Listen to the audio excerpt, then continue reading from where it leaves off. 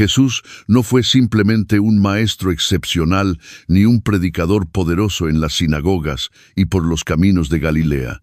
Él fue, por encima de todo, un narrador divino, aquel que revelaba los misterios más profundos del reino a través de las imágenes más sencillas y los momentos más ordinarios de la vida, con una sabiduría que trasciende el tiempo y la cultura. Hablaba al corazón humano mencionando semillas y campos, padres e hijos, pescadores, lámparas encendidas y casas cimentadas sobre roca, no para entretener, sino para revelar, por medio de parábolas, una realidad viva e invisible. El corazón amoroso y justo del Padre, cada parábola que él relataba, llevaba consigo un velo sagrado, un misterio que no se dejaba descubrir fácilmente por aquellos que solo miraban la superficie, sino que se abría ante quienes tenían oídos atentos, un espíritu receptivo y un corazón dispuesto a ser transformado desde lo más profundo. No eran meras historias morales, sino invitaciones sagradas al cambio interior, que enfrentaban al oyente con la verdad y lo llamaban a una elección: permanecer igual o dejarse moldear por el silencioso surgir del reino ya presente entre nosotros. Mientras recorremos 38 parábolas, algunas familiares, otras menos mencionadas, no se nos invita simplemente a aprender, sino a dejarnos conmover, a escuchar, no solo con la mente, sino también con el corazón, permitiendo que cada palabra de Cristo resuene en nuestro interior como un susurro de la eternidad, despertando en nosotros el anhelo de vivir a la luz del amor y de la misericordia, porque en cada uno de sus relatos, una porción del cielo es sembrada en la tierra, y una verdad que trasciende el tiempo aguarda ser vivida en el ritmo cotidiano de nuestros días.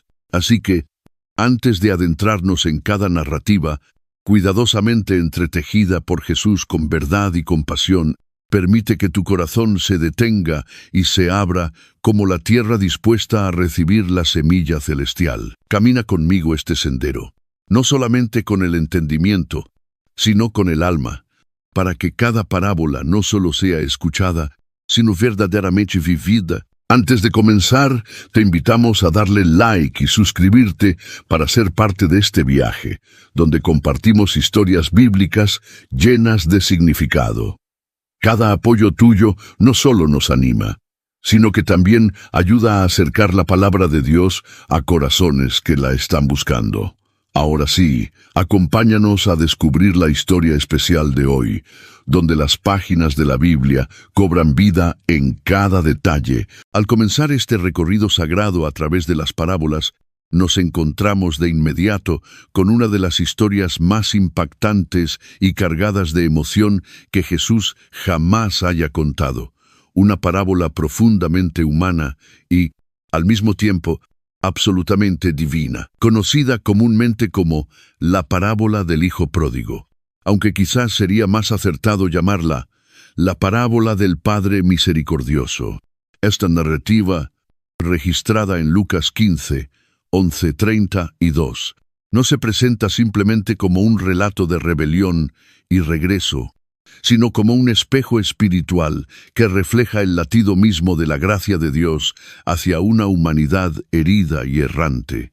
En el contexto cultural de la Judea del primer siglo, la historia comienza con un acto de ofensa radical. El hijo menor exige su herencia mientras su padre aún vive, una petición impensable en la tradición judía, pues equivalía a desear la muerte del padre y rechazar el honor de la familia.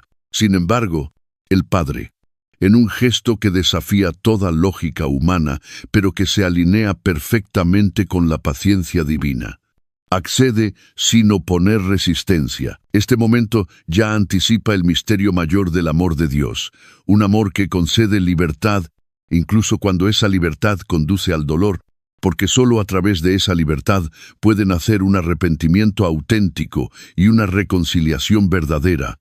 El hijo parte hacia una tierra lejana, separándose tanto física como espiritualmente de sus raíces, y allí dilapida su fortuna en una vida desordenada. La palabra griega utilizada en el Evangelio de Lucas, azotos, no sugiere solo irresponsabilidad, sino una disolución moral, una pérdida profunda de identidad, dignidad y propósito. Cuando sobreviene una gran hambruna, el sufrimiento externo comienza a reflejar su vacío interior y acaba cuidando cerdos.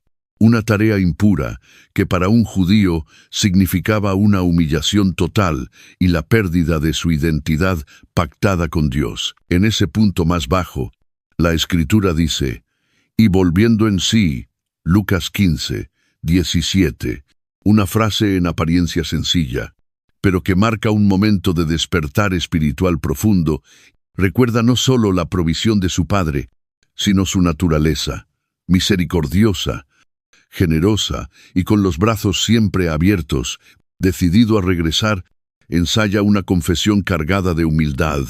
Padre, he pecado contra el cielo y contra ti.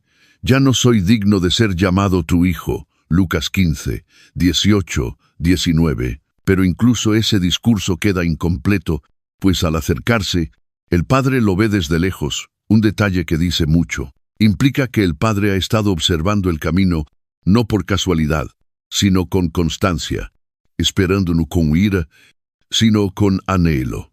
Alfred Lowe corre un acto escandaloso para un hombre mayor en la cultura del antiguo Oriente Medio, donde correr era indigno y reservado para sirvientes o niños, pero el amor del Padre es demasiado urgente como para guardar formalidades.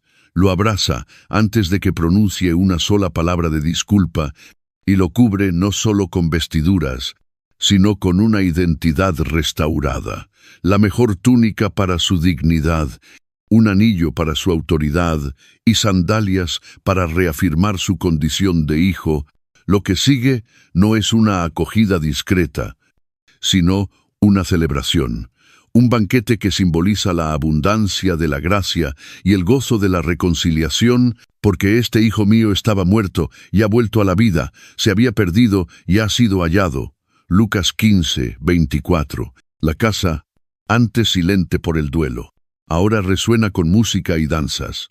Sin embargo, Jesús no concluye aquí la parábola, porque su mensaje se extiende más allá del pecador que regresa.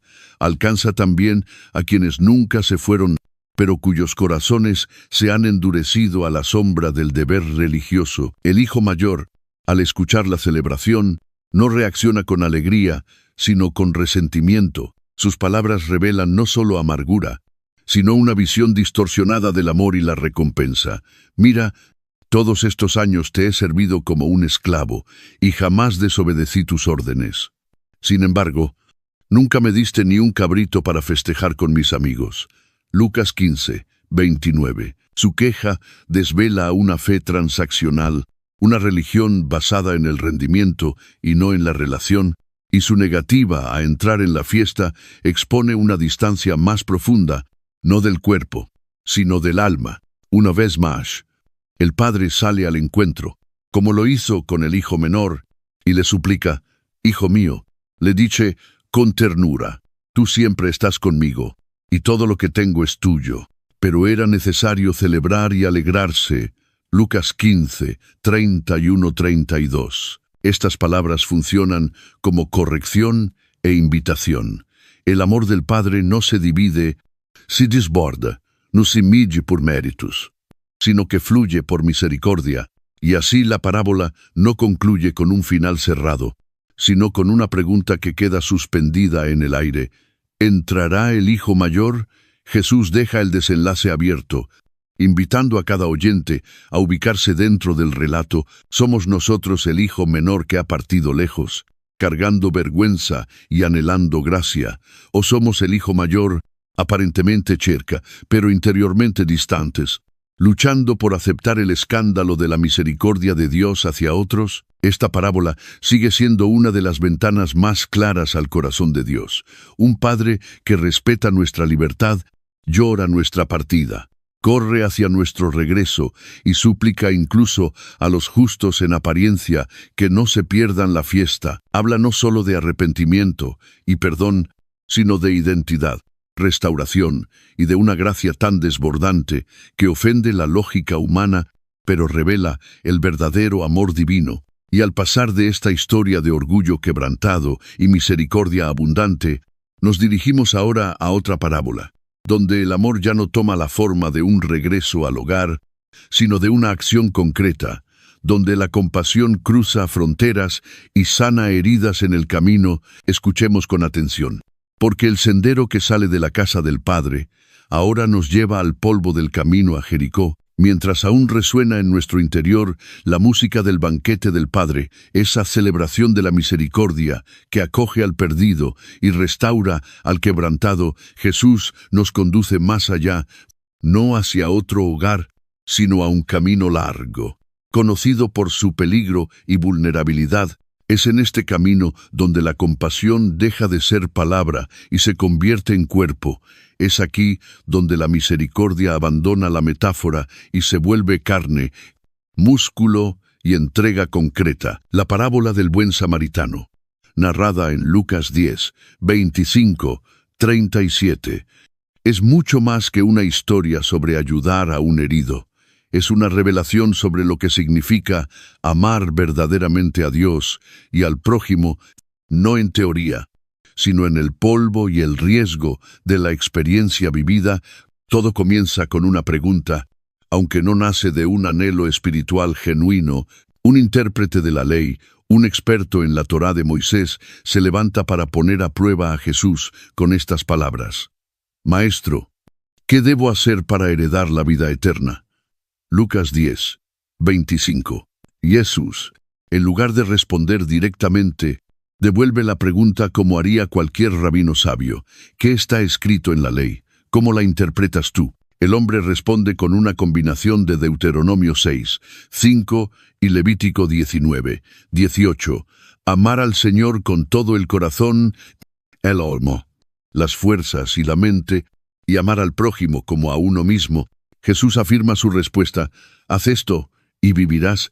Pero el hombre, buscando delimitar su responsabilidad y quizás justificar su indiferencia, insiste: ¿y quién es mi prójimo? Es ante esta pregunta defensiva, marcada por la autosuficiencia, que Jesús revela una de las historias más provocadoras y transformadoras de toda la Escritura. Un hombre, sin nombre ni rostro, viaja por el peligroso camino de Jerusalén a Jericó, una bajada de casi 1000 metros, a lo largo de unos 27 kilómetros, conocida en la antigüedad por sus pendientes pronunciadas, escondites de bandidos y curvas inesperadas. Ese camino se convierte en escenario de una brutal agresión.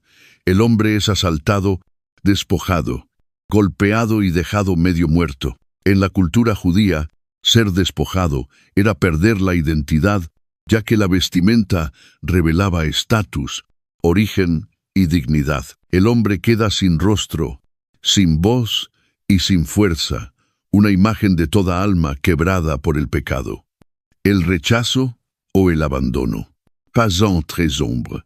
El primero es un sacerdote, familiarizado con los rituales de santidad, los mandamientos de la ley y la obligación sagrada de proteger la vida. Ve al hombre, pero pasa de largo por el otro lado, quizás temiendo volverse impuro si el herido estuviera muerto. Ver Números 19, 11. O quizás, de manera más reveladora, temiendo el costo personal de la compasión. El segundo es un levita, también figura religiosa asociada al servicio del templo. Él también ve al herido y también pasa de largo. La repetición no es accidental. Jesús denuncia los peligros de una religión rigurosa en ritos, pero vacía de amor. Una espiritualidad que honra a Dios con los labios, pero permanece insensible ante el sufrimiento del prójimo. Entonces aparece un tercer hombre, el personaje más inesperado de todos, un samaritano. Para los oídos judíos del primer siglo, la palabra samaritano no evocaba simpatía, sino repulsión. La enemistad entre judíos y samaritanos era antigua, alimentada por divisiones históricas, disputas teológicas y prejuicios enraizados. Sin embargo, es este marginado, este extranjero despreciado, quien se acercó. Lucas 10, 33. Vio al hombre y se conmovió profundamente.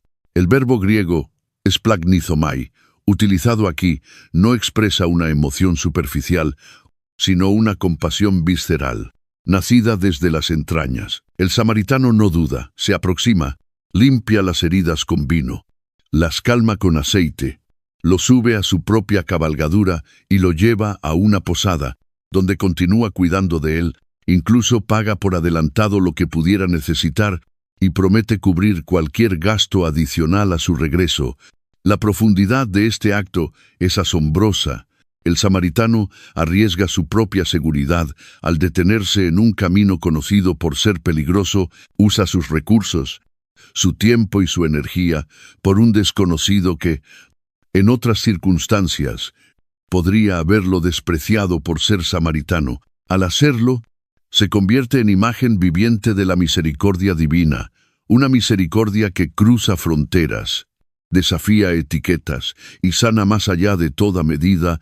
Entonces Jesús, habiendo roto todas las expectativas sociales y religiosas, se vuelve hacia el intérprete de la ley y no le pregunta, ¿quién es tu prójimo?, sino, ¿cuál de estos tres te parece que fue el prójimo del que cayó en manos de los ladrones?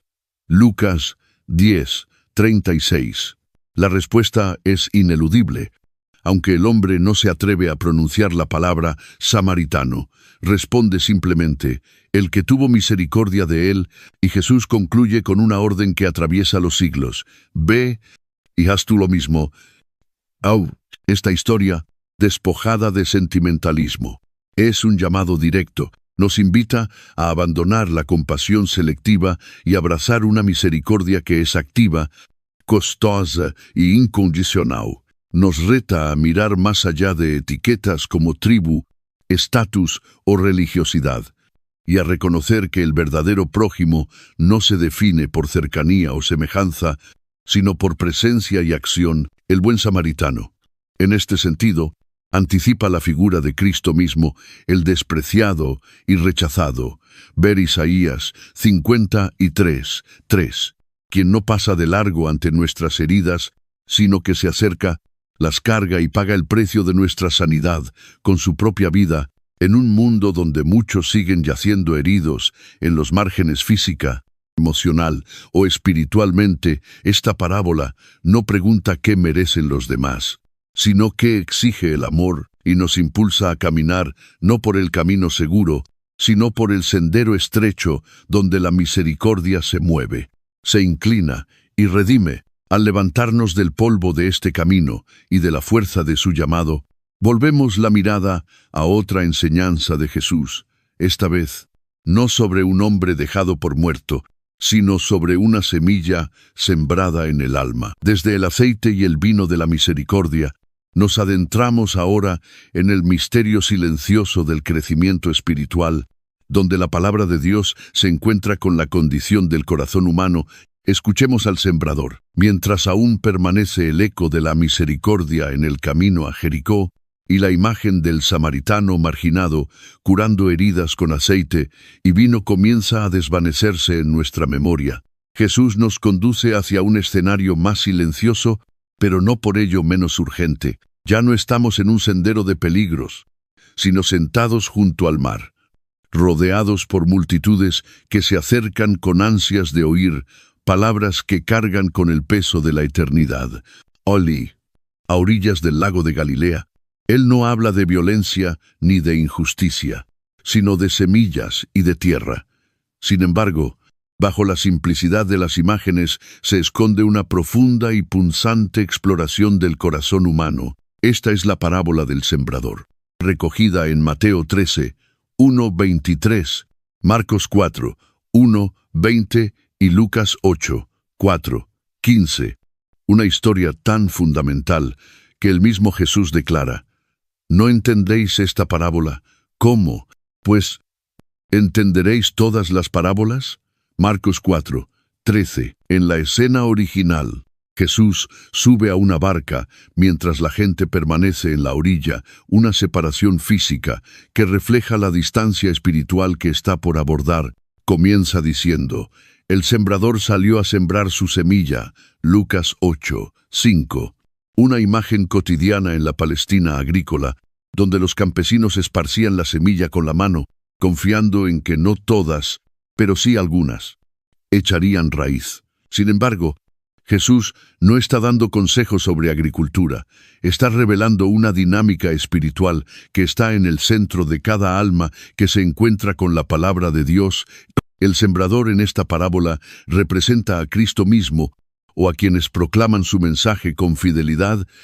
La semilla es la palabra, viva, poderosa y colmada de potencial divino, pero el resultado no depende de la calidad de la semilla, pues ésta permanece inmutable en todos los casos. Lo que cambia es el terreno, que Jesús explica como la condición del corazón.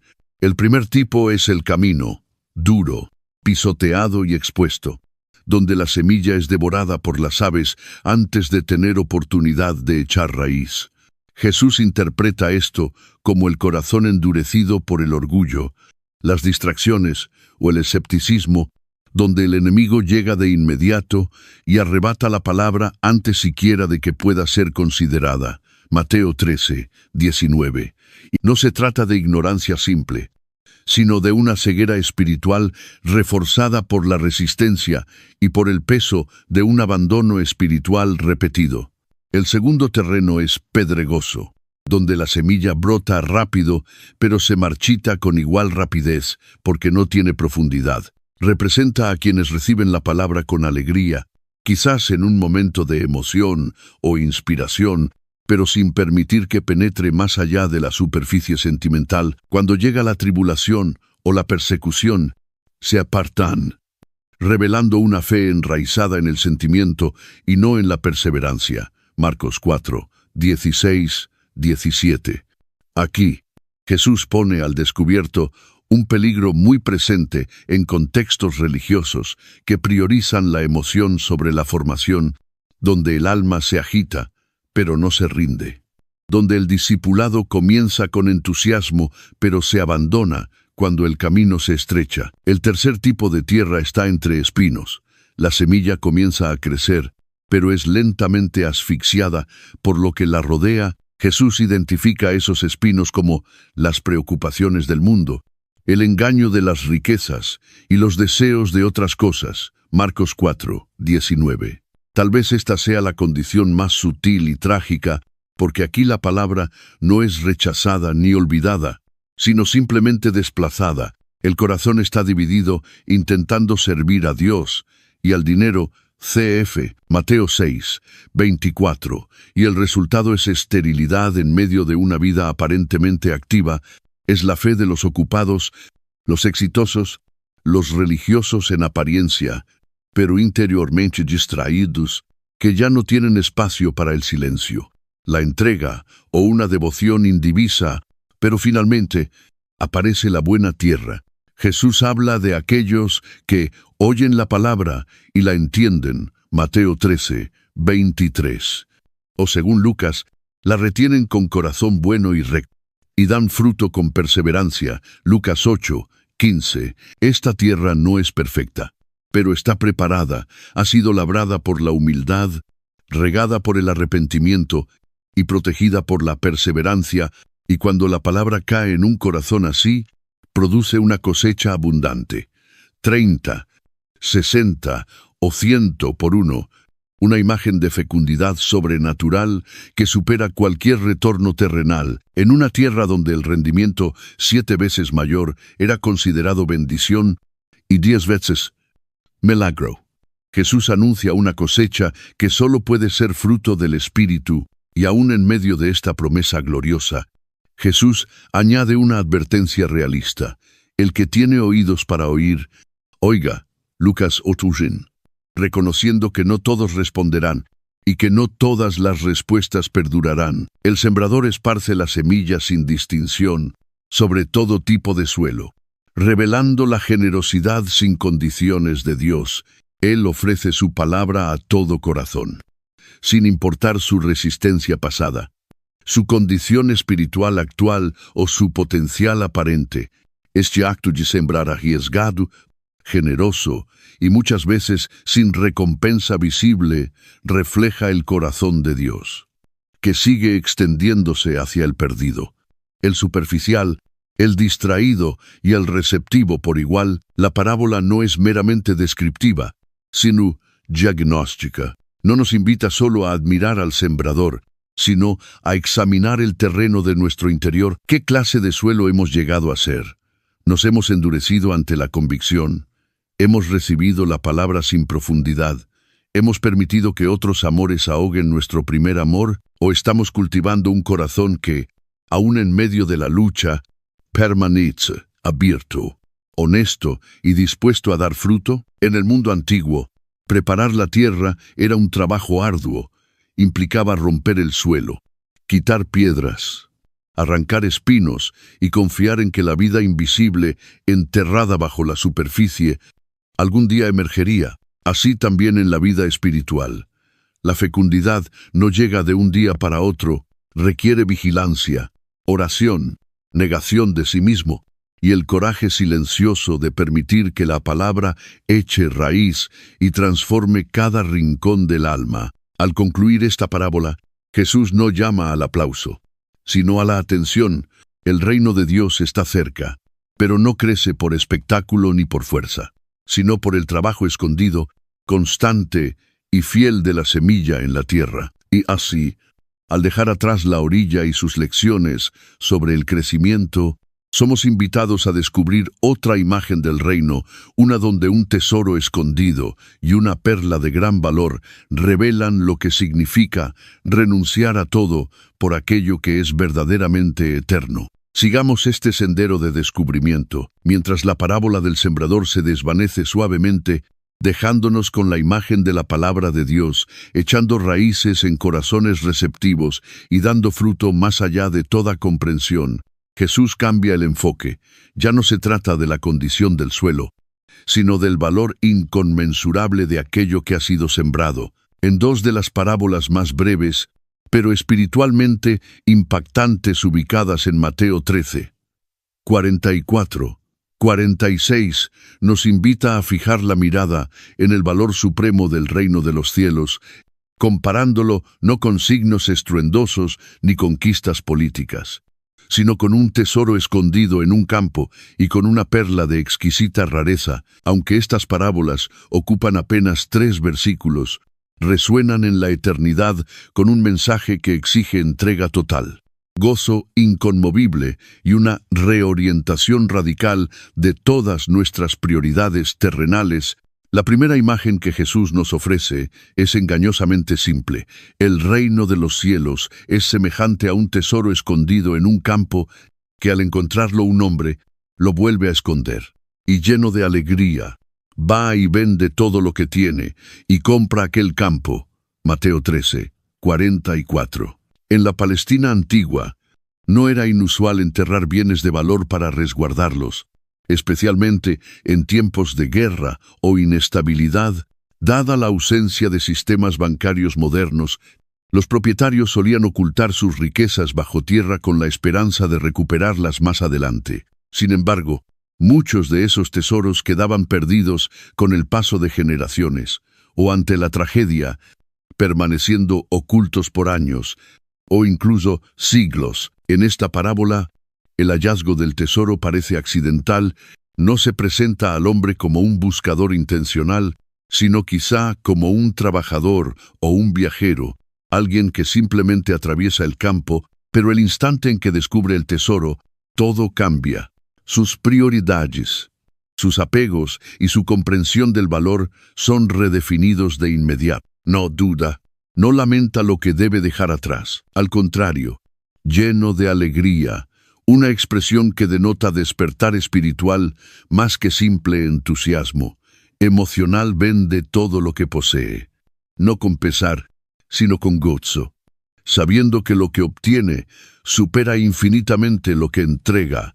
La segunda parábola llega enseguida, aunque con un matiz distinto.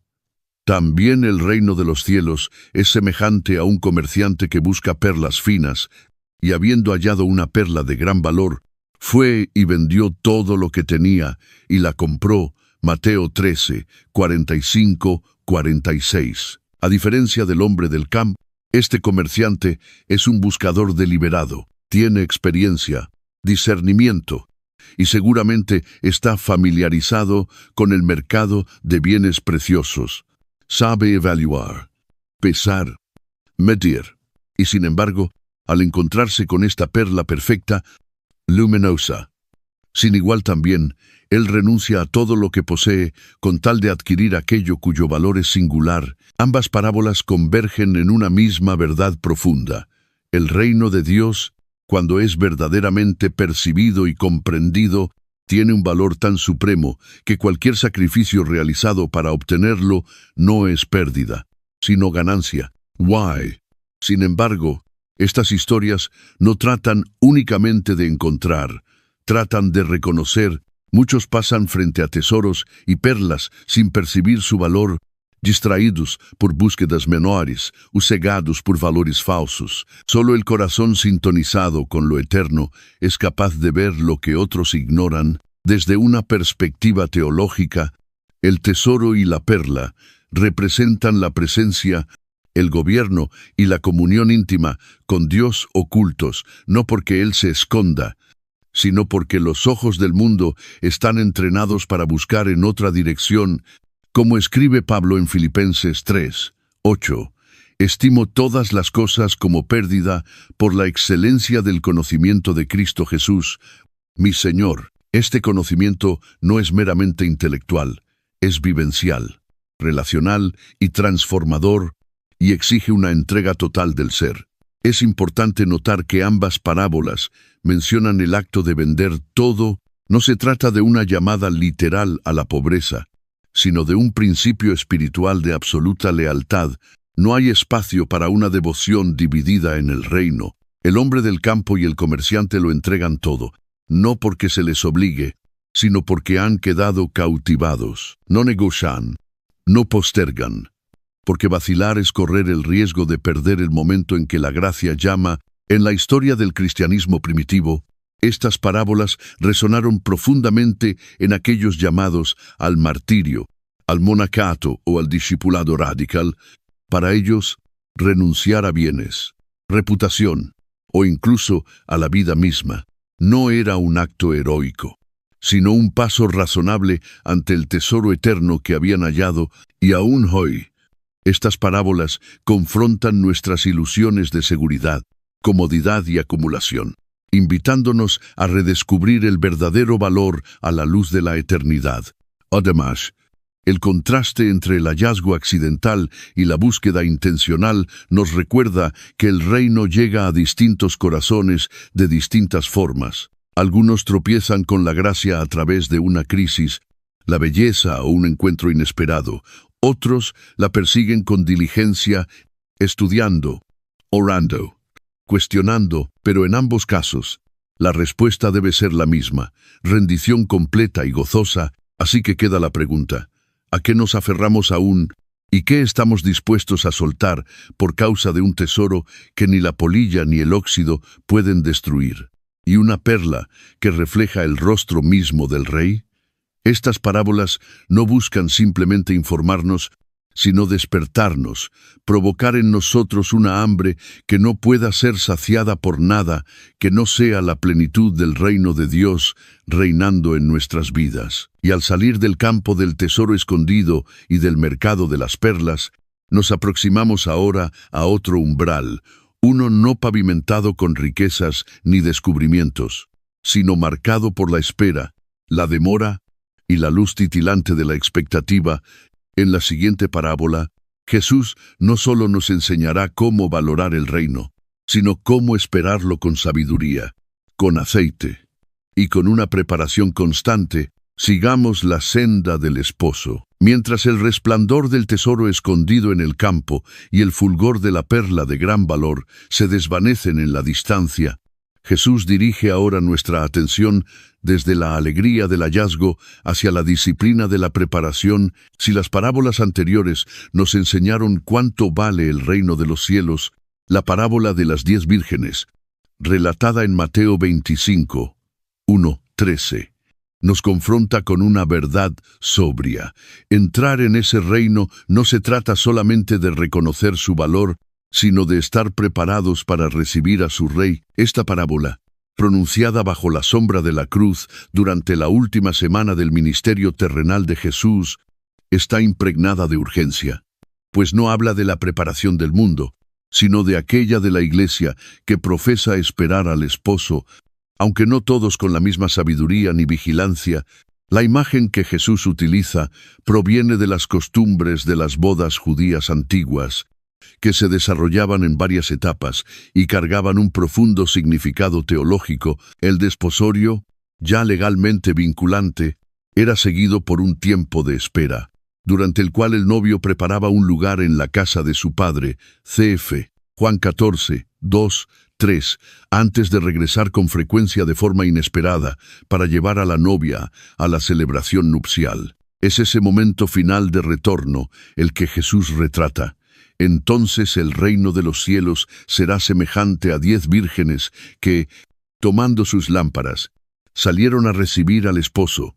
Mateo 25, 1. Cada una de estas 10, probablemente damas de honor, representa a quienes exteriormente esperan a Cristo. Todas llevan lámparas, todas se duermen, todas forman parte del mismo cortejo nupcial. Sin embargo, la parábola pronto revela una división interna y decisiva. 5 de las vírgenes son descritas como prudentes, 5 como insensatas. La diferencia no radica en su apariencia, ni en una falla moral, ni siquiera en su deseo de participar, sino en un solo detalle crucial. Las prudentes llevaron aceite junto con sus lámparas, mientras que las insensatas no lo hicieron. En una cultura donde las lámparas de aceite eran esenciales para la luz y el desplazamiento, la falta de aceite podría parecer un descuido menor al principio, pero se volvería decisiva cuando llegara la hora de la prueba. El aceite, aunque no definido explícitamente por Jesús, ha sido interpretado por la tradición cristiana como símbolo de preparación interior, vitalidad espiritual, y la presencia del Espíritu Santo no puede prestarse en el último momento, ni fabricarse de forma apresurada. Mientras el esposo se demora, un detalle que refleja la aparente tardanza del regreso de Cristo. Todas cabecearon y se durmieron. Mateo 25, 5. Este sueño compartido sugiere que el cansancio es parte de la condición humana, incluso entre los fieles, pero la tensión de la parábola se eleva con un grito repentino a medianoche. Aquí viene el esposo, salid a recibirle. Mateo 25, 6. El momento de la verdad llega sin aviso previo, con un llamado que exige una preparación inmediata. Las 10 vírgenes se levantan y arreglan sus lámparas, pero las insensatas, al notar que su aceite se ha agotado, ruegan a las prudentes que les compartan. Sin embargo, la respuesta no es de crueldad, sino de realismo. No sea que nos falte a nosotras y a vosotras, id más bien a los que venden y comprad para vosotras mismas. Mateo 25, 9. Y mientras van en busca de aceite, la puerta del banquete se cierra. Las palabras que siguen están entre las más solemnes de toda la Escritura. Cuando las vírgenes desprevenidas regresan y claman, «Señor, Señor, ábranos». El esposo responde, «De cierto os digo que no os conozco». Mateo 25, 12. No se trata de desconocidas, sino de quienes esperaban entrar. Su exclusión no proviene de la ignorancia, sino de la falta de vigilancia. Tenían lámparas, pero sin luz, forma, pero sin sustancia. Su tragedia no está en haberse dormido, sino en no haberse preparado para el momento que habían estado esperando todo el tiempo. En esta parábola, Jesús ofrece tanto advertencia como invitación. Concluye con una exhortación clara. Velad, pues, porque no sabéis el día ni la hora. Mateo 25, 13. El término griego usado, gregoreo, no implica solamente estar despiertos físicamente, sino mantener una postura de atención espiritual, un corazón alerta a Dios, sintonizado con su espíritu y sensible a su guía.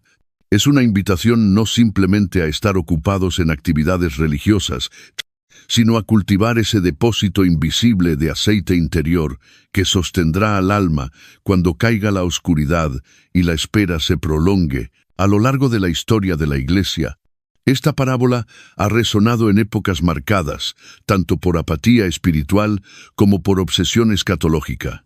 Habla con especial fuerza a quienes, habiéndose acostumbrado a la gracia, han dejado de atender a la obediencia, a aquellos cuya fe alguna vez ardió intensamente pero ahora titila débilmente bajo el peso de la rutina. La distracción o el compromiso superficial nos recuerda que la asociación externa con la Iglesia, incluso la sana doctrina o la devoción pasada, no sustituyen una preparación presente y viva. Además, el hecho de que el esposo llegue a medianoche no es un detalle al azar.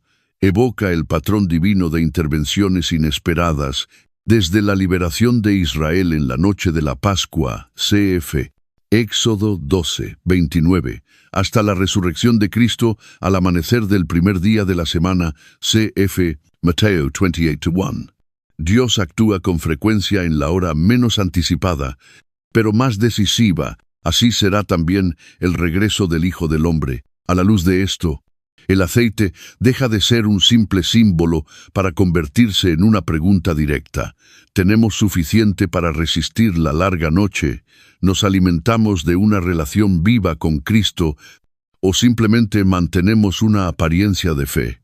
Los prudentes no esperan a la crisis para buscar aquello que solo la intimidad con Dios puede proveer.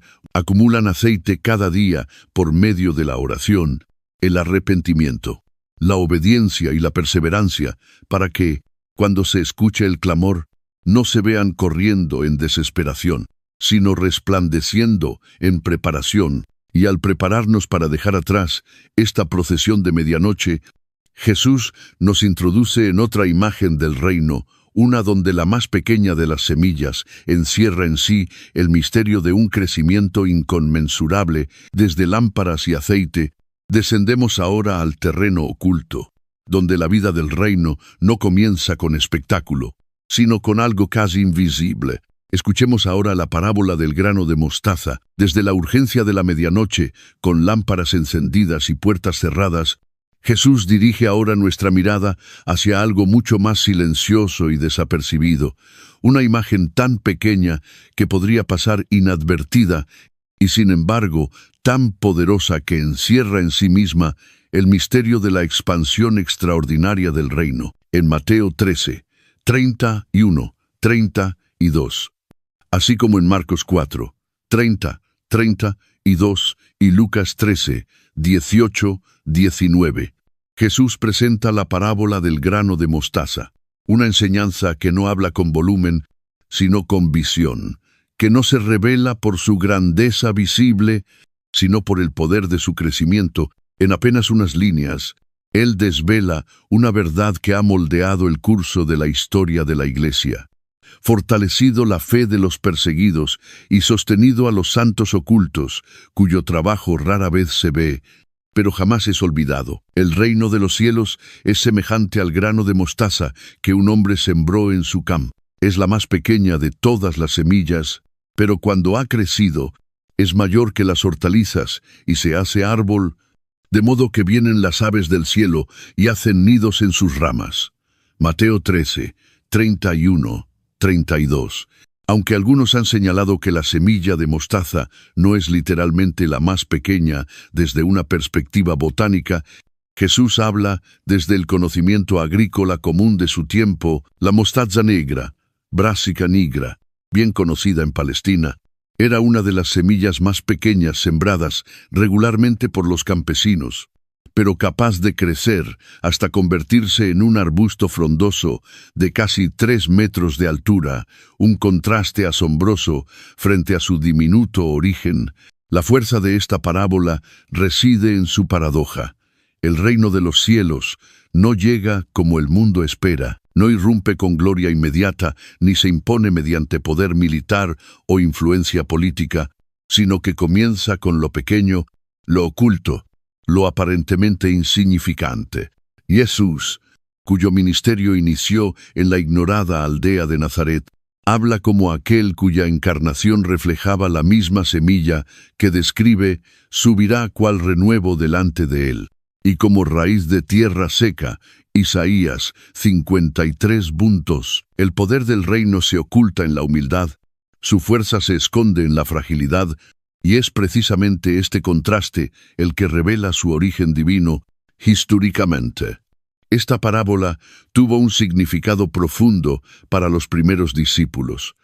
Rodeados del poderío de Roma y de la autoridad religiosa establecida, encargados de proclamar un mensaje que parecía insensato para los sabios y débil para los poderosos. Cf. 1 Corintios 1, 27. ¿Cómo podrían pescadores, recaudadores de impuestos y mujeres sin estatus público ser los precursores de un movimiento que superaría imperios y transformaría civilizaciones?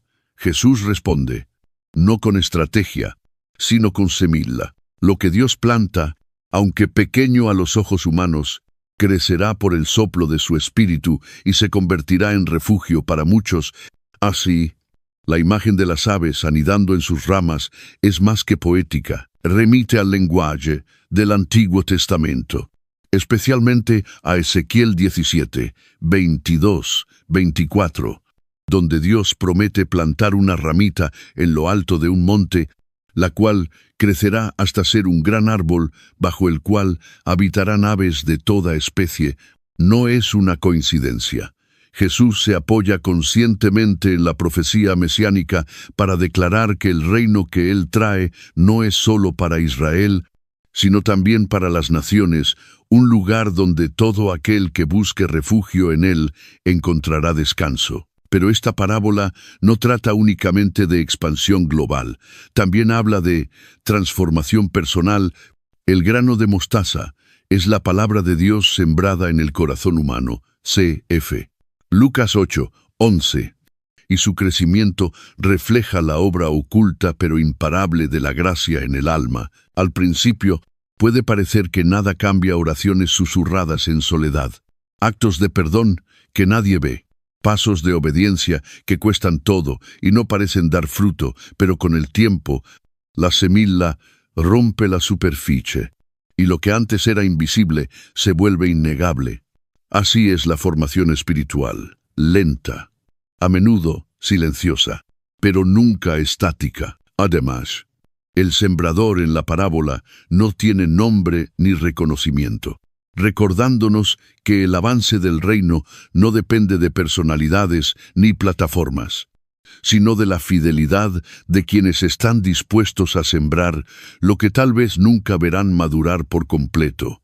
Jesús mismo abrazó esta realidad, invirtiendo profundamente en 12 hombres imperfectos, sabiendo que el fruto de su obra solo se revelaría después de la resurrección. De la misma manera, estamos llamados a confiar no en resultados inmediatos, sino en la promesa inquebrantable de Dios. Su palabra no volverá vacía. Cf. Isaías 55, 11. La parábola también encierra una advertencia implícita. Quienes juzgan el reino por las apariencias externas pueden perderlo por completo. La semilla de mostaza, en su pequeñez, es fácilmente despreciada por aquellos que buscan espectáculo y, sin embargo, fueron precisamente las personas aparentemente insignificantes, niños, viudas, leprosos, pobres en espíritu, quienes recibieron con mayor profundidad el reino. Esta inversión de expectativas desafía cada medida humana de éxito y nos llama a reevaluar dónde buscamos las señales del reinado de Dios.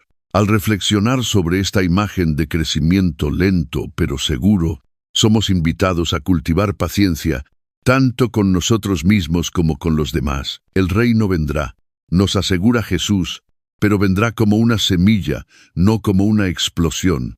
Requerirá vigilancia, rigor, protección y, muchas veces, espera. Pero cuando alcance su plenitud, no solo se alzará con fuerza, sino que ofrecerá cobijo, sanidad y descanso a muchos que antes vagaban sin hogar. Y así, Al levantarnos del suelo y del sagrado silencio del tiempo de siembra, Jesús nos conduce ahora hacia otra historia, una que ya no trata del crecimiento, sino de la mayordomía, la responsabilidad y el peso eterno de lo que se nos ha confiado. Desde los comienzos más pequeños, pasamos ahora a la realidad del encargo, un encargo que lleva consigo consecuencias eternas. Escuchemos ahora la parábola de los talentos después de haber explorado los comienzos ocultos del reino a través de la imagen de una semilla de mostaza. Jesús conduce ahora a sus oyentes hacia una reflexión sobria y profunda sobre lo que significa ser depositario de una responsabilidad, especialmente a la luz de su regreso inminente, en la parábola de los talentos, registrada en Mateo 25, 14-30.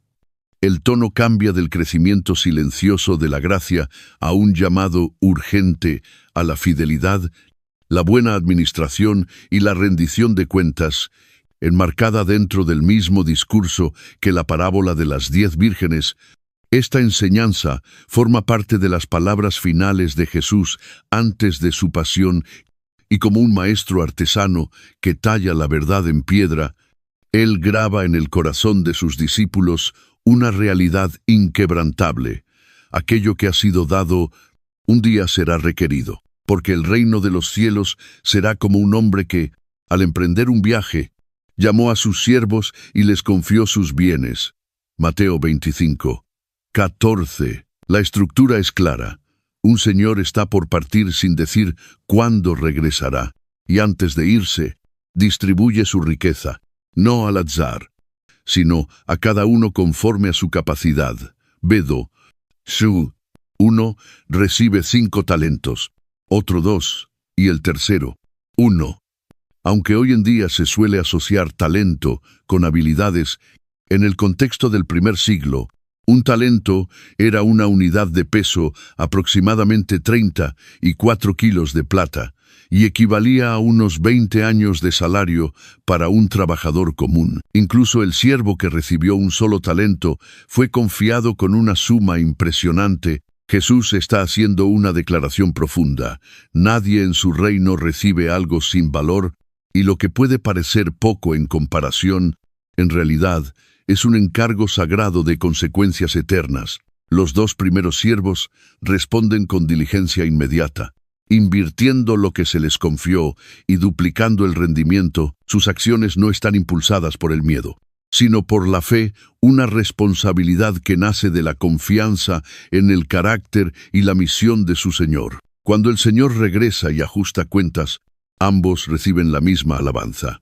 Bien, siervo bueno y fiel, sobre poco has sido fiel, sobre mucho te pondré. Entra en el gozo de tu Señor. UBB. RCE. Arshasan. La repetición subraya una verdad esencial del reino. A Dios le importa menos la cantidad del resultado y más la calidad de la respuesta. Fidelidad, no fama. Obediencia, no resultado. Este es el estándar de la recompensa divina. Sin embargo, la parábola toma un giro dramático y desconcertante con el tercer siervo. A diferencia de los otros, este no invierte ni multiplica, sino que entierra su talento en la tierra, una práctica común en la antigüedad para proteger la riqueza. Pero en este caso, un acto motivado no por sabiduría, sino por miedo. Cuando es confrontado, su justificación revela mucho. Señor, te conocía que eres hombre duro, que ciegas donde no sembraste y recoges donde no esparciste, por lo cual tuve miedo. BB 24-25. La percepción del siervo sobre su señor como alguien severo y explotador refleja una visión distorsionada de Dios, una que nace de la sospecha, no de la intimidad. En esencia, su fracaso no es solo la inacción, sino la desconfianza. Una negativa a creer que lo que se le confió tenía propósito y potencial. La respuesta del Señor es tanto justa como punzante. Siervo malo y negligente, Vidómelos, Arseluk, no acepta su excusa, sino que expone la incoherencia de su lógica. Si el Señor realmente fuera tan severo, el miedo debería haberlo impulsado al menos a depositar el dinero en el banco para obtener alguna ganancia. Su pereza, por tanto, no es pasiva. Es una negligencia voluntaria y así, el talento le es quitado y entregado al que tiene 10, seguido de la solemne declaración, porque al que tiene, le será dado, y tendrá más, y al que no tiene, aun lo que tiene le será quitado. B. Arce Joe. Esto no es una aprobación de la desigualdad, sino una revelación de la economía del reino. La fidelidad multiplica, pero el miedo disminuye. La parábola concluye con una imagen de juicio. Y al siervo inútil, echadle en las tinieblas de afuera. Allí será el lloro y el crujir de dientes. B2. Sansa. Esta frase, repetida en otras enseñanzas de Jesús, no solo comunica la separación del gozo del Señor, sino también la agonía de una oportunidad desperdiciada. Es un recordatorio contundente de que el discipulado no es una recepción pasiva, sino una participación activa. No somos dueños, sino administradores. Y el tiempo entre la partida y el regreso del Maestro no está destinado a la comodidad, sino a la obediencia valiente. A lo largo de la historia de la Iglesia, esta parábola ha sido piedra angular del llamado cristiano. Nos recuerda a cada creyente, desde el predicador más visible hasta el intercesor más oculto, que su vida, dones, tiempo e influencia no son accidentales ni insignificantes, sino que han sido confiados deliberadamente por un Señor soberano que espera fruto nacido del amor. Ya sea que se nos haya dado mucho o poco, lo que realmente importa es que actuemos con fe y no enterremos nuestro llamado en la tierra del miedo, el orgullo o la complacencia. Así, esta parábola imprime una pregunta personal en lo más profundo del alma de cada oyente. ¿Qué estás haciendo con lo que Dios ha puesto en tus manos? Tal vez el talento no lleve tu nombre, pero fue confiado a tu cuidado, y su fruto resonará en la eternidad. La fidelidad nunca es glamorosa, y sus recompensas tal vez no se vean en esta vida. Pero al final, son aquellos que trabajan en obediencia silenciosa, confiando en el corazón del Maestro, quienes escucharán esas palabras que toda la creación anhela oír. Entra en el gozo de tu Señor, y mientras esta llamada solemne a la administración fiel se asienta en nuestros corazones, Jesús se prepara ahora para revelar otro misterio esta vez. Un retrato de la cosecha final, donde el trigo y la cizaña crecen juntos hasta la hora de la separación divina, de la responsabilidad personal. Somos llevados hacia un despliegue cósmico de justicia y misericordia. Escuchemos ahora la parábola del trigo y la cizaña. Mientras el eco de la responsabilidad personal y la certeza del juicio divino aún resuena en nuestros corazones tras la parábola de los talentos, Jesús dirige ahora nuestra mirada desde el alma individual hacia el vasto campo de la humanidad, introduciéndonos en una visión profética y sobria sobre cómo se despliega el reino de los cielos en medio de un mundo donde el bien y el mal crecen, a menudo, indistintamente uno al lado del otro. En la parábola del trigo y la cizaña, también conocida como el trigo y la mala hierba relatada en Mateo, capítulo 13, versículos del 24 al 30, y luego explicada por el mismo Jesús en los versículos del 36 al 43, se nos invita a comprender el misterio de la paciencia divina, la realidad del conflicto espiritual y la certeza de un juicio final. Todo envuelto en la tensa calma de un campo que madura. El reino de los cielos es semejante a un hombre que sembró buena semilla en su campo, pero mientras dormían los hombres, vino su enemigo, sembró cizaña entre el trigo y se fue. Con esta imagen inicial, Jesús establece dos verdades esenciales: la intención deliberada de Dios, que siembra solo lo bueno, y la astucia del mal, que no se opone abiertamente, sino que se infiltra silenciosamente en lo que es santo. La cizaña a la que se hace referencia, probablemente l'olium temulentum, era conocida por parecerse mucho al trigo en sus primeras etapas, siendo casi imposible distinguir una planta de la otra hasta que ambas alcanzaban la madurez. Este detalle histórico es clave, pues refuerza la tensión central de la parábola. Durante el crecimiento, las apariencias engañan, y los juicios prematuros corren el riesgo de arrancar lo que verdaderamente pertenece a Dios. A medida que el trigo brota y se forma la espiga, también se hacen visibles las cizañas. Y los siervos del dueño, alarmados por lo que observan, preguntan si deben arrancharlas. Pero el dueño, con una sabiduría que refleja la paciencia divina, responde: «No, no sea que al arrancar la cizaña arranquéis también con ella el trigo. Dejad crecer juntamente lo uno y lo otro hasta la siega». Esta respuesta no niega la justicia, sino que revela el carácter paciente de Dios, que no actúa con prisa, sino que permite el tiempo necesario para que tanto los justos como los impíos lleguen a su plenitud, sabiendo que la verdadera diferencia suele revelarse solo con el tiempo. Más adelante, en un encuentro privado con sus discípulos, Jesús desvela las capas más profundas de esta enseñanza. El que siembra la buena semilla es el Hijo del Hombre, el campo es el mundo, la buena semilla son los hijos del reino, las cizañas son los hijos del maligno, y el enemigo, que la sembró, es el diablo. En esta explicación directa, se nos recuerda que la lucha espiritual es real, que el reino no avanza en un vacío, y que la presencia del mal en el mundo, e incluso a veces dentro de la comunidad visible de creyentes, no es un fracaso del poder de Dios, sino parte de su plan providencial para conducir la historia hacia una separación final, clara y justa. La cosecha, explica Jesús, es el fin del siglo, y los segadores son los ángeles. En ese momento, la cizaña será recogida, atada y quemada. Mientras que el trigo será llevado al granero del dueño, la imagen no deja lugar a dudas. El juicio no es simbólico, sino eterno. No es meramente moral, sino cósmico. Y Jesús concluye con una declaración a la vez temible y gloriosa. Entonces los justos resplandecerán como el sol en el reino de su Padre. El que tiene oídos para oír, oiga. Esta afirmación evoca el lenguaje de Daniel capítulo 12, versículo 3, donde se promete que los fieles brillarán como las estrellas por toda la eternidad, recordándonos que la recompensa de los justos no es solo preservación, sino glorificación. Esta parábola habla directamente a la sed humana de justicia, especialmente en tiempos donde el mal parece prosperar sin límites y los inocentes sufren bajo su peso. Sin embargo, Jesús advierte contra la tentación de convertirnos en jueces prematuros, ansiosos por limpiar el campo.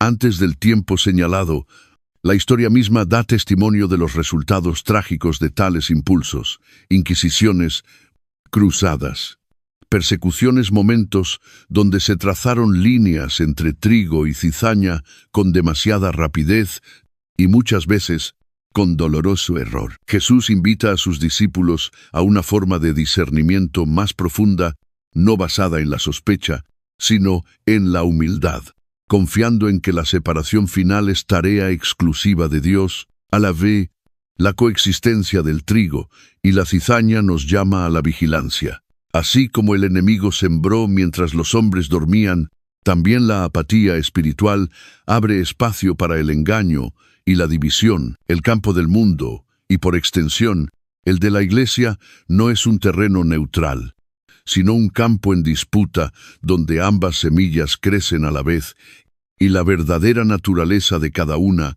no se revelará en la siembra, sino en el fruto. Pero la parábola también ofrece esperanza. La presencia de la cizaña no anula ni el poder ni la presencia del trigo. El campo sigue perteneciendo al dueño. El trigo sigue creciendo, y la cosecha está por venir. Dios no está ausente, Él es paciente, como nos recuerda la segunda carta de Pedro, capítulo 3, versículo 9.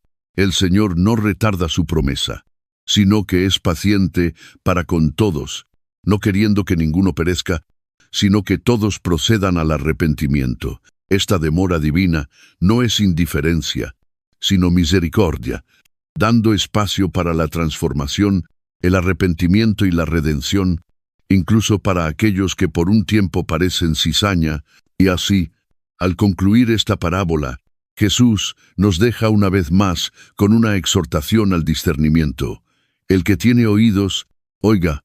Es una invitación no a especular sobre quién es trigo y quién es cizaña, sino a cuidar el estado de nuestro propio corazón, a perseverar en la fe y a vivir de tal manera que, cuando llegue la siega, podamos ser recogidos no con temor, sino con gozo. Y ahora, habiendo caminado por los campos donde el trigo y la cizaña comparten el mismo suelo, somos conducidos hacia una imagen mucho más íntima del cuidado divino, no sobre cultivos, sino sobre ovejas, no sobre la siega, sino sobre el pastor que llama a cada una por su nombre y entrega su vida por el rebaño. Escuchemos ahora la parábola del buen pastor, después de haber recorrido los campos donde el trigo y la cizaña crecían juntos bajo la paciente vigilancia del Señor de la cosecha. Jesús nos conduce ahora hacia un paisaje completamente distinto, no definido por cultivos o juicio, sino por voz, memoria, pertenencia y sacrificio. En el Evangelio según Juan capítulo 10, versículos del 1 al 18. Jesús ya no habla de agricultura ni de comercio, sino de pastoreo, una imagen profundamente arraigada en la historia de Israel, y presente en los Salmos y anunciada por los profetas. Sin embargo, el pastor que él presenta no es uno común, y el rebaño del que habla no es uno genérico. Lo que Jesús revela en esta parábola es un retrato de intimidad divina, un pastor que no solo conoce a sus ovejas por nombre, sino que entrega su vida voluntariamente por ellas, ofreciendo una visión de amor profundamente relacional y eternamente redentora. Tetziatu.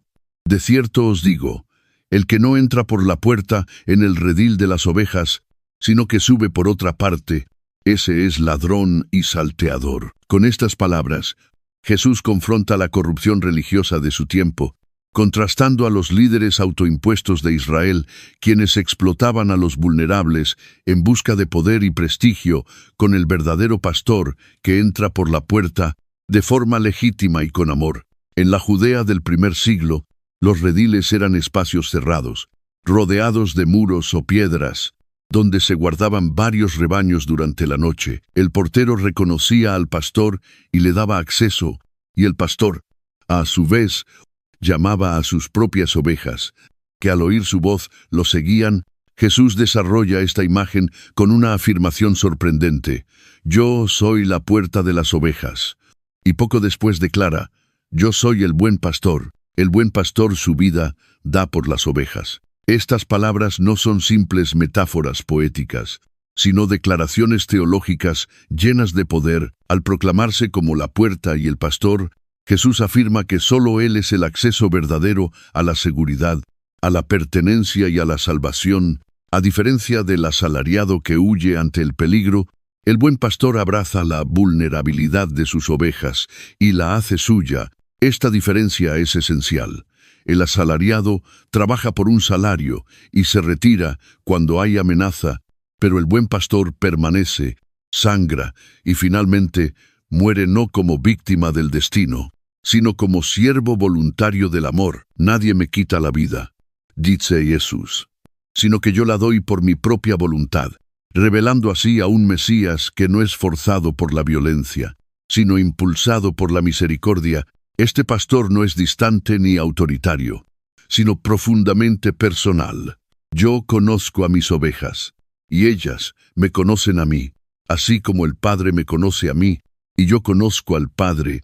El verbo conocer aquí no indica simple reconocimiento, sino una relación íntima, vivencial. El vínculo entre Jesús y sus ovejas refleja el conocimiento mutuo que existe dentro de la misma Trinidad, una afirmación asombrosa que eleva la vida espiritual de los creyentes desde la simple obligación moral hacia una comunión real con Dios. Esta parábola también contiene una profunda apertura profética. «También tengo otras ovejas que no son de este redil. A esas también debo traer, y oirán mi voz, y habrá un solo rebaño y un solo pastor». Aunque dichas palabras fueron pronunciadas ante una audiencia judía, anticipan la inclusión de los gentiles en el pueblo de Dios, resonando con la visión expansiva de Isaías.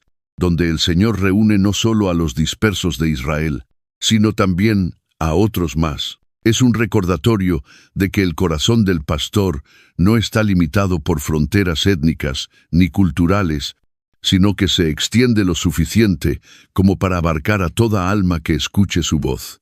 Venga de donde venga. A lo largo de la historia, esta imagen de Jesús, como el buen pastor, ha sido fuente de consuelo y fortaleza para innumerables creyentes, desde los cristianos perseguidos que grababan su figura en las catacumbas de Roma, hasta los corazones afligidos en tiempos modernos que encuentran consuelo en la promesa cumplida del Salmo 23. Pero esta parábola no solo ofrece consuelo, también llama a aquellos que siguen al pastor, están invitados a asumir su corazón, a vivir no buscando preservar su propia vida, sino sirviendo con sacrificio, a reconocer a las ovejas que se han extraviado y a hacer resonar su voz mediante actos de misericordia, verdad y presencia viva. La parábola también es una crítica contundente a todo liderazgo religioso basado en el control en lugar de la compasión. Los ladrones y salteadores a los que Jesús se refiere no son solo bandidos, sino falsos pastores, aquellos que buscan autoridad espiritual para beneficio propio y no para el bien del rebaño. En agudo contraste, el buen pastor protege, guía y se entrega, su vara no golpea, protege, su callado no intimida, rescata. Y cuando llega el lobo símbolo del mal, del caos o de la muerte, él no huye hacia la seguridad, sino que se mantiene firme y recibe el golpe por amor. Las palabras de Jesús sobre el buen pastor, pronunciadas justo antes de los eventos de la Semana Santa, no son teorías abstractas, sino anticipos de la cruz, donde Él se convertiría en el Cordero que también es pastor, dando su vida solo para volver a tomarla. Y al resucitar, abre la puerta no solo hacia un redil, sino hacia un reino, donde las ovejas de toda lengua, tribu y nación habitarán seguras bajo su cuidado. Y ahora, al dejar atrás este retrato de ternura y entrega, con el eco aún vivo de la voz del pastor resonando en el alma, Jesús nos guía hacia un juicio final, no envuelto en parábolas agrícolas ni figuras simbólicas, sino en consecuencias eternas, donde ovejas y cabras serán separadas, no por confesión verbal, sino por el amor encarnado en acciones concretas. Escuchemos ahora la parábola de las ovejas y las cabras, mientras la voz del buen pastor aún resuena en el alma, ese que conoce a sus ovejas, reúne a las dispersas y entrega su vida por amor. Jesús nos conduce ahora a un momento de rendición final. La intimidad del cuidado pastoral da paso a la majestad del juicio divino, y lo que antes se susurraba en campos tranquilos, ahora se proclama ante todas las naciones en la parábola de las ovejas y las cabras, registrada en el Evangelio según Mateo capítulo 25, versículos del 31 al 46. Se nos presenta no solo una de las descripciones más dramáticas del juicio final en toda la Escritura, sino también una de las más desafiantes a nivel espiritual, pues revela un criterio que no mide solamente la fe profesada, sino el amor practicado, un juicio enraizado en la misericordia, la solidaridad y los actos ocultos de compasión que reflejan el corazón mismo de Dios. Cuando el Hijo del Hombre venga en su gloria, y todos los santos ángeles con él, entonces se sentará en su trono de gloria. A diferencia de parábolas anteriores que envuelven sus enseñanzas en metáforas, esta escena se abre con una claridad absoluta y una autoridad cósmica. Quien habla ya no es un maestro gentil ni un profeta local, sino el exaltado Hijo del Hombre, título mesiánico tomado del libro de Daniel, donde el anciano de días le entrega dominio y gloria a aquel que viene sobre las nubes, ante quien todos los pueblos y naciones se presentarán. Esta no es una parábola de posibilidad, sino una proclamación de certeza.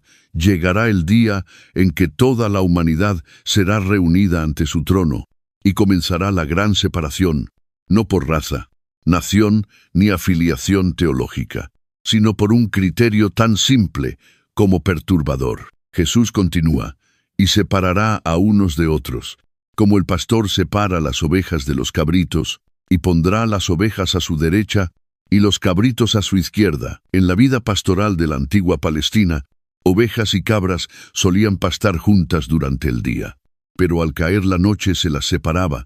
Debido a sus diferencias de comportamiento y temperamento, las ovejas eran generalmente más dóciles y sensibles a la voz del pastor, mientras que las cabras eran más independientes y difíciles de guiar. Sin embargo, el punto aquí no es la naturaleza animal, sino la respuesta humana, una separación visible entre quienes vivieron la compasión del reino y quienes, aunque quizás religiosos, en apariencia, no la encarnaron. A los de su derecha, el rey dirá: «Venid, benditos de mi Padre, heredad el reino preparado para vosotros desde la fundación del mundo», y luego establece el estándar: «Porque tuve hambre, y me disteis de comer, tuve sed, y me disteis de beber, fui forastero, y me recogisteis». Cada acto mencionado es profundamente ordinario: alimentar al hambriento, vestir al desnudo, visitar al enfermo, acoger al extranjero. No se trata de gestas heroicas, sino de misericordias silenciosas, ofrecidas no para ser vistas, sino por amor. Y la sorpresa de los justos es reveladora.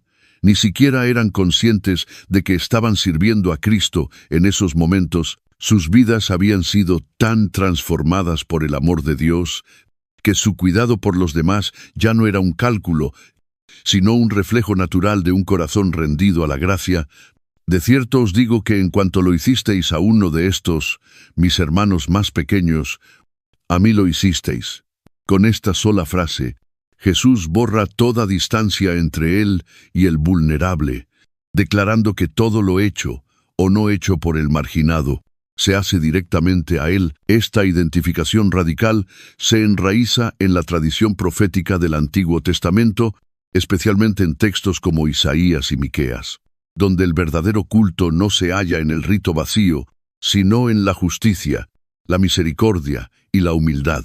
Y también anticipa la cruz, donde Cristo mismo se haría el hambriento, el sediento, el desnudo y el desamparado, para redimir desde su sufrimiento a todos los que cargan esas heridas a lo largo de la historia. Los cabritos, colocados a su izquierda, reciben el mismo mensaje, pero en sentido inverso. Ellos también se sorprenden, no porque hayan obrado con malas intenciones, sino porque no hicieron nada. Su pecado no fue de agresión, sino de omisión, de indiferencia ante el dolor ajeno.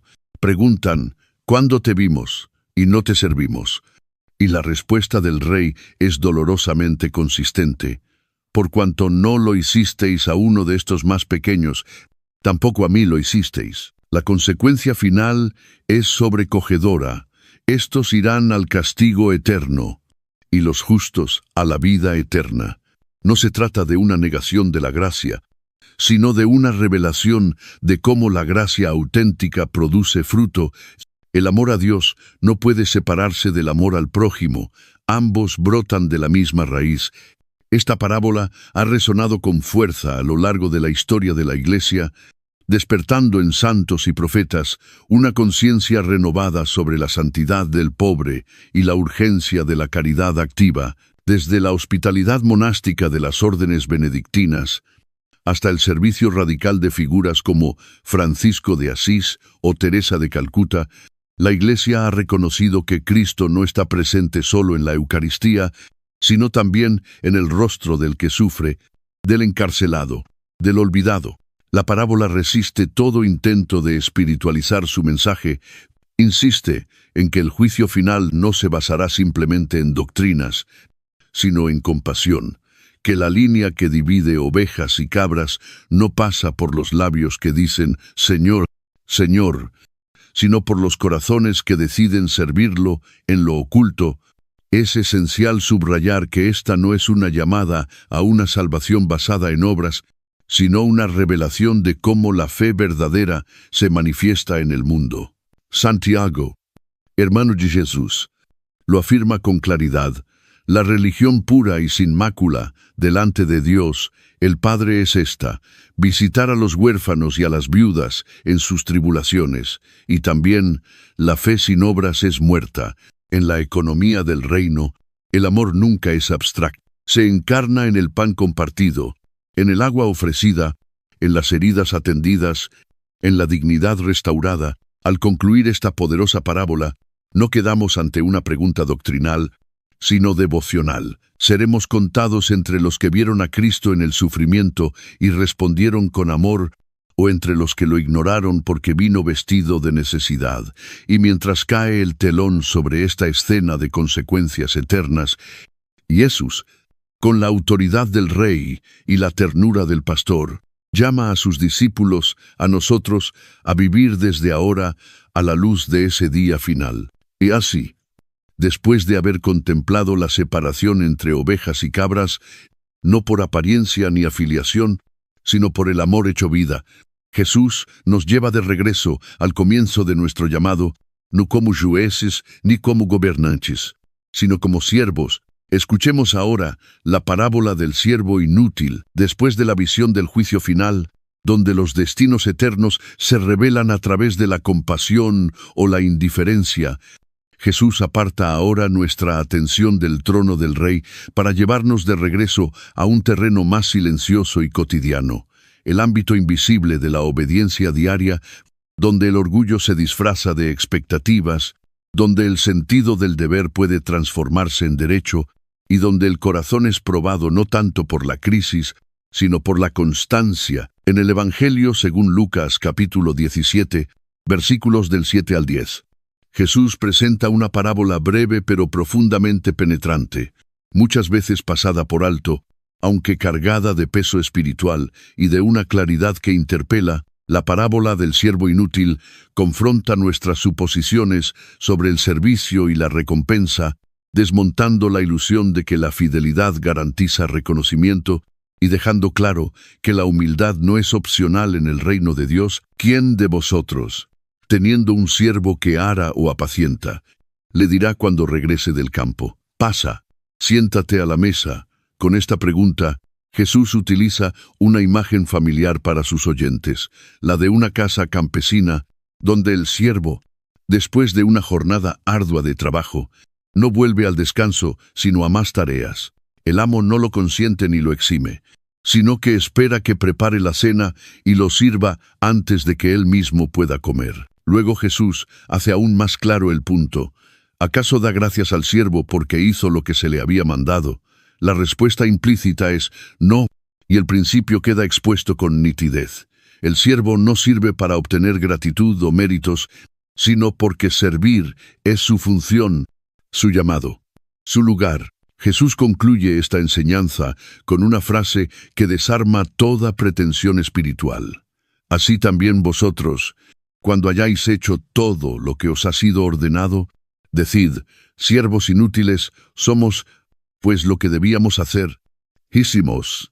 Esta confesión no niega el valor del siervo, sino que rechaza la exigencia de recompensa. No se trata de desprecio propio, sino de humildad genuina, una actitud que reconoce el privilegio inmenso de servir a un Dios santo y misericordioso, y la necedad de exigir honra como si Él nos debiera algo. En un mundo religioso marcado por el mérito, la comparación y la autosatisfacción espiritual, esta parábola actúa como un espejo que refleja no solo nuestras acciones, sino las motivaciones que las impulsan. Servimos para ser vistos, para ser aplaudidos, para ser reconocidos, o simplemente porque Él es digno. Este mensaje resuena con fuerza en la tradición profética del Antiguo Testamento, donde se advertía contra una religiosidad vacía, ritualista, sin un corazón rendido. En Miqueas, capítulo 6, el profeta pregunta qué sacrificio sería suficiente para agradar al Señor: holocaustos, miles de carneros, ríos de aceite, y luego responde con desarmante sencillez: Él te ha declarado, oh hombre, lo que es bueno, solo hacer justicia, amar misericordia y humillarte ante tu Dios. La parábola del siervo inútil es, en esencia, el eco neotestamentario de ese llamado a la humildad, no como un sentimiento de derrota, sino como una fidelidad tranquila, constante y desinteresada. La palabra inútil, en el original griego, akreios, no sugiere que el siervo sea innecesario o indigno, sino que su servicio no añade nada a la gloria de Dios que Él no posea ya. Nuestra obediencia no engrandece su majestad, ni nuestra falta la disminuye. Él sigue siendo Dios, completamente suficiente en sí mismo, y el asombro no está en que nosotros lo sirvamos, sino en que Él nos permita hacerlo. Cuando olvidamos esto, comenzamos a creer sutilmente que nuestro servicio nos da derecho a comodidad, recompensa o reconocimiento, pero en el reino, ese pensamiento es revertido, como ya había enseñado Jesús. Los últimos serán primeros y los primeros últimos. Y también, el que quiera ser grande entre vosotros será vuestro servidor. Yuel. Esta parábola tiene un valor especial para quienes están en posiciones de liderazgo o responsabilidad espiritual. Cuanto más se sirve, mayor es la tentación de pensar que uno merece privilegio o estima, pero Jesús, quien lavó los pies de sus discípulos en la víspera de su crucifixión, modeló otro camino, un liderazgo marcado no por la autoridad impuesta, sino por la humildad elegida, no por reclamar derechos, sino por cederlos por amor. Llamarse siervo inútil no es despreciar el llamado, sino ponerlo en perspectiva correcta. Todo lo que hagamos, cada acto de obediencia, cada sacrificio ofrecido, sigue siendo menos de lo que Él merece. Al mismo tiempo, esta parábola no niega que Dios sea un galardonador generoso. En los Evangelios, Jesús habla de recompensas para los fieles, y en la carta a los Hebreos se nos asegura que Dios no es injusto para olvidar vuestra obra y el amor que habéis mostrado por su nombre. Sin embargo, el objetivo aquí no es negar la generosidad divina, sino proteger el corazón de la expectativa que transforma la gracia en transacción. Servimos no para recibir, sino porque ya hemos recibido gracia sobre gracia, inmerecida y abundante. Por tanto, esta parábola llama a todo seguidor de Cristo a regresar a la postura del siervo cuya alegría no se encuentra en los aplausos, sino en estar alineado con la voluntad de su Señor. Nos enseña que la madurez cristiana no se mide por cuántos títulos acumulamos, sino por cuánta gratitud cultivamos, que la esencia de la fidelidad no está en exigir más, sino en decir con sinceridad y sencillez lo que debía hacer, Hais. Y en eso hay una gloria oculta, la gloria silenciosa de ser conocido no como figura pública, ni como hacedor de grandes obras, sino como siervo fiel en la casa de Dios. Y ahora, después de haber sido llevados al lugar profundo de la humildad, Jesús eleva nuestra mirada una vez más, ya no hacia el deber, sino hacia la unión, no hacia la obligación, sino hacia la comunión. Escuchemos ahora la parábola de la vid y los pámpanos, donde el llamado no es solo a servir, sino a permanecer. Después de haber contemplado la humildad del siervo, que no reclama mérito por su obediencia, ni espera reconocimiento por su fidelidad, Jesús nos conduce hacia una de las enseñanzas más íntimas y espiritualmente profundas de toda la Escritura, una parábola que no trata de jerarquía ni de cosecha, sino de conexión, dependencia y vida compartida. En el Evangelio según Juan,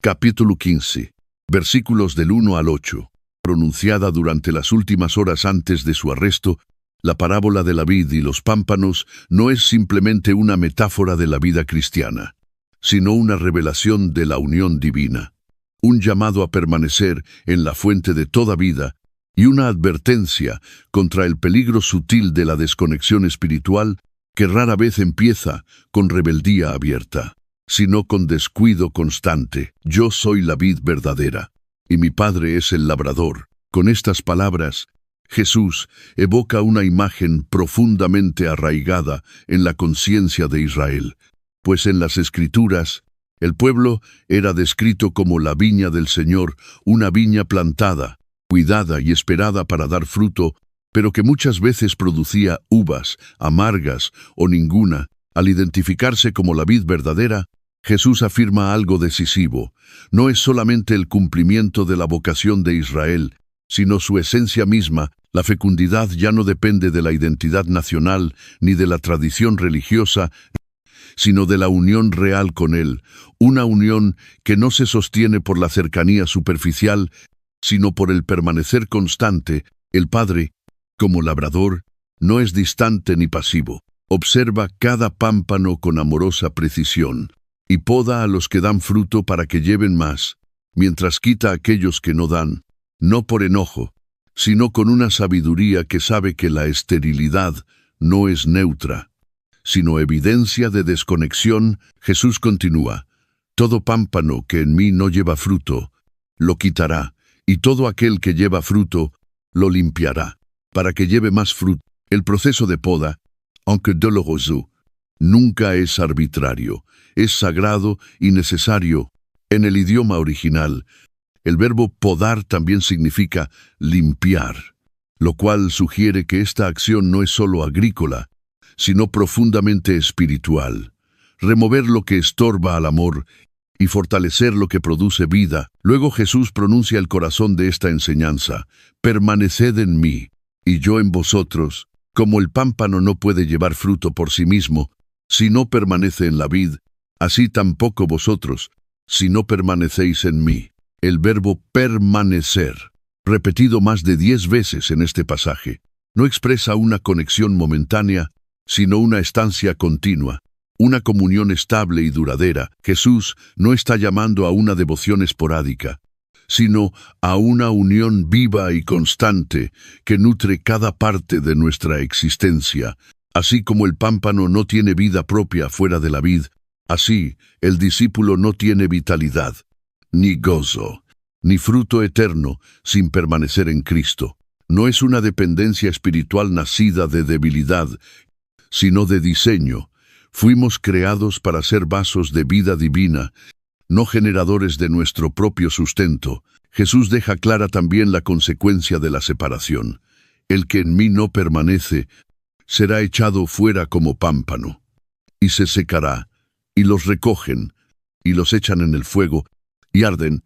Estas palabras no son de un maestro severo, sino de un Redentor que conoce el precio de la desconexión. La imagen del pámpano seco revela la naturaleza gradual del alejamiento. No ocurre de un día para otro, sino que empieza con la pérdida de la oración, con el descuido de la palabra, con el enfriamiento del deseo espiritual, hasta que el alma, antes viva, se vuelve frágil, árida y expuesta al quebranto. Sin embargo, esta advertencia no es el cierre de la parábola. Jesús, enseguida, regresa a la promesa: si permanecéis en mí, y mis palabras permanecen en vosotros, pedid todo lo que queráis, y os será hecho. No es una licencia para el capricho, sino una invitación a la alineación. Cuando su palabra habita en nosotros, nuestros deseos se transforman por su voluntad, y nuestras oraciones reflejan las prioridades del cielo. Este es el fruto de permanecer,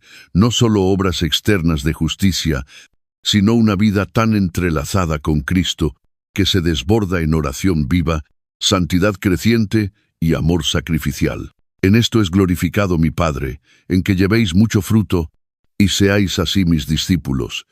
Aquí, el fruto no es señal de éxito personal, sino evidencia de la obra divina. El mundo no reconocerá a los discípulos por sus credenciales o títulos religiosos, sino por el fruto visible de una vida rendida al amor, paciencia en la prueba, mansedumbre en el conflicto, gozo en medio del dolor, fidelidad en el anonimato. Como nos recuerda la carta a los Gálatas, el fruto del Espíritu no es una lista de logros, sino la misma naturaleza de Cristo, formada en quienes permanecen en Él. Esta parábola habla de manera especial a quienes se sienten secos en la fe, a los que creen que su obediencia oculta no vale la pena, a los que han perdido el fuego y se preguntan si aún están conectados. La respuesta de Jesús no se mueve ni un ápice: permanece en mí, no te midas por lo visible, por los resultados. ni por las comparaciones. La única pregunta que importa es, ¿estás permaneciendo? Todo lo demás fluirá a partir de allí, y si el pámpano decide quedarse, aunque sea entre cortes, sequías y silencios, la vida de la vid volverá a fluir, y el fruto llegará a su tiempo. Y ahora, al salir de esta viña, donde la vida depende de la unión, Jesús nos prepara para una imagen final, un regreso al campo, donde el juicio y el destino se encuentran y donde todo queda expuesto ante el Señor de la cosecha. Escuchemos ahora la parábola de la separación final, donde el misterio de la misericordia se encuentra cara a cara con el fuego de la verdad. Gracias por ver nuestro video. Cada historia bíblica es un viaje de regreso a Dios, alimentando la fe que todos perseguimos. Si disfrutaste este viaje, por favor, dale me gusta para compartir el mensaje y suscríbete para acompañarnos en la exploración de más historias significativas. Nos vemos en el próximo video y que Dios bendiga a ti y a tu familia.